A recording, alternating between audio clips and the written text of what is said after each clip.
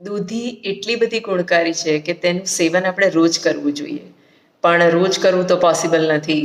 વીકમાં 2 વાર કરીએ તો પણ ઘણું છે. પણ દૂધીનું શાક કે એની કોઈ પણ આઈટમ બહુ લોંગ ટાઈમ સુધી ખાવાની કોઈને ગમતી નથી. આજે એક એવી રેસીપી તમારી સાથે લઈને આવી છું જેની મેં સબ્જી બનાવી છે, જે બહુ ડ્રાય પણ નથી અને બહુ લિક્વિડ પણ નથી. એટલે ટિફિનમાં લઈ જવા માટે પણ અનુકૂળ છે અને ઘરે ખાવા માટે પણ અનુકૂળ છે. તો ચાલો જોઈ લઈએ રેસીપી.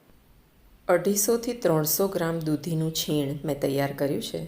રેગ્યુલર છીણીથી આપણે છીણી લેવાનું છે અને હવે આ છીણમાંથી આપણે પાણી નિતારી કાઢવાનું છે, જેનાથી આપણે જે કોફતા બનાવીશું તો તેમાં વધુ પડતો લોટ નહીં નાખવો પડે અને કોફતા સોફ્ટ બનશે.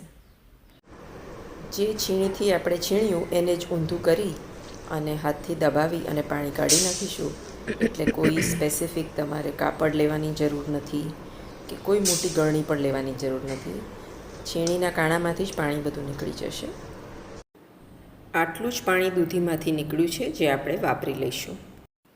હવે દૂધીનું છીણ એક બાઉલમાં લઈ લીધું છે અને તેની અંદર મેઝરિંગ કપનો હાફ જ કપ આપણે બેસન એડ કરીશું. સાથે 1 સ્પૂન લાલ મરચું, હાફ સ્પૂન હળદર, સાથે આપણે 1 ટીસ્પૂન ધાણાજીરું પણ એડ કરી દઈશું. અહીં આપણે હાફ ટીસ્પૂન ગરમ મસાલો એડ કરવાનો છે. કોઈ પણ દાળ શાકનો ગરમ મસાલો ચાલશે. આની સાથે આપણે એડ કરીશું આમચૂર પાવડર, એ પણ હાફ ટીસ્પૂન જ લીધું છે. આની સાથે આપણે 1 ચપટી કુકિંગ સોડા નાખવાનો છે, જેથી આપણા કોફતા સોફ્ટ થશે. બધા મસાલાની સાથે સ્વાદનો રાજા મીઠું, તેને આપણે પ્રમાણસર એડ કરી દઈશું. હવે આપણે બધી જ વસ્તુને પોલા હાથે મિક્સ કરી દઈશું. યાદ રહે કે આ જે મિક્સચર છે એને બહુ દબાવીને તમારે નથી મિક્સ કરવાનું. અહીં તમે એક વાત ચોક્કસ નોટિસ કરી હશે કે મેં આમાં 1 પણ ટીસ્પૂન ઓઇલ એડ નથી કર્યું.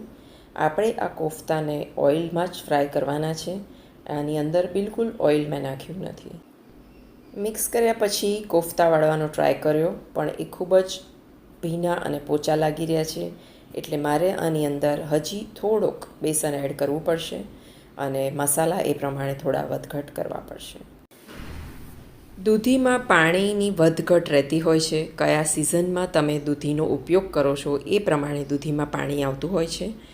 તેથી આ એક સામાન્ય વાત છે કે તમારે લોટની વધઘટ કરવી પડતી હોય છે. હવે આપણે આપણા હાથમાં જ થોડું તેલ લગાવી અને આના કોફતા તૈયાર કરી લઈશું. કોફતા આ રીતે જ આપણે બનાવીશું અને બહુ જ લોટ ઉમેરી અને એને સોલિડ નહીં કરીએ.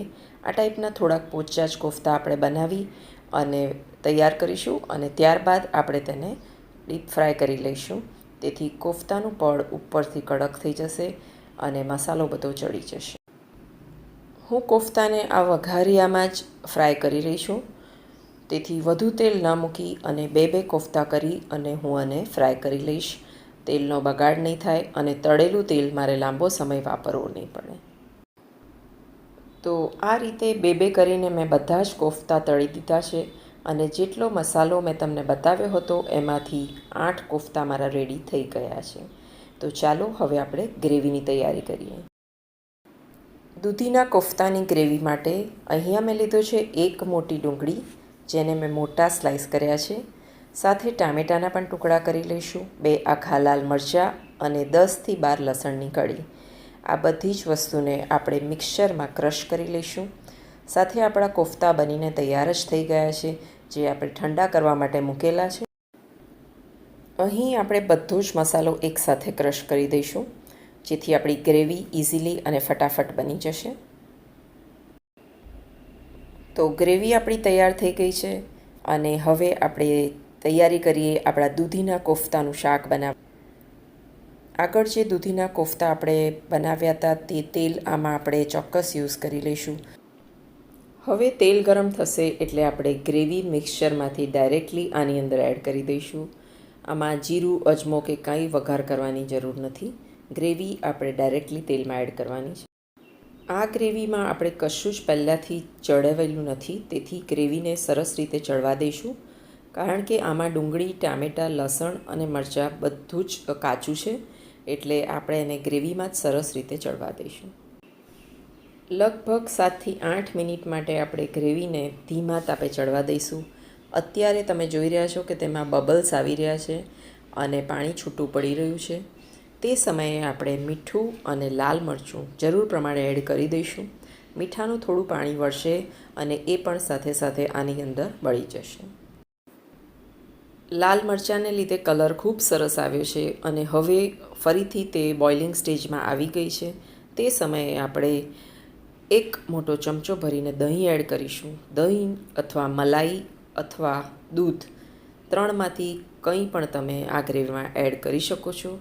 અહીં મેં દહીં એડ કર્યું છે, તેથી સ્લાઇટ મને ટામેટાની અને દહીંની ખટાશ સબ્જીમાં મળી રહે એટલા માટે.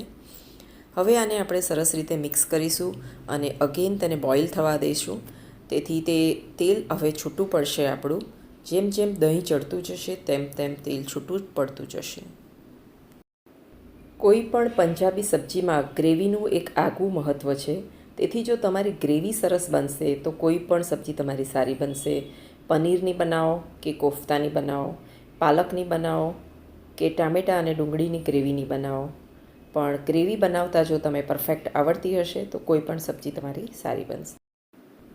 તો ગ્રેવી આપણી તૈયાર થઈ ગઈ છે અને હવે આપણે જે કોફતા રેડી કર્યા છે તે આની અંદર તરતા મૂકી દઈશું, જેથી કોફતા પણ સોફ્ટ થઈ જશે અને ગ્રેવીનો રસો અને ગ્રેવીનું પાણી કોફતામાં મિક્સ થઈ જશે અને કોફતા અને કરી એક રસ થઈ જશે.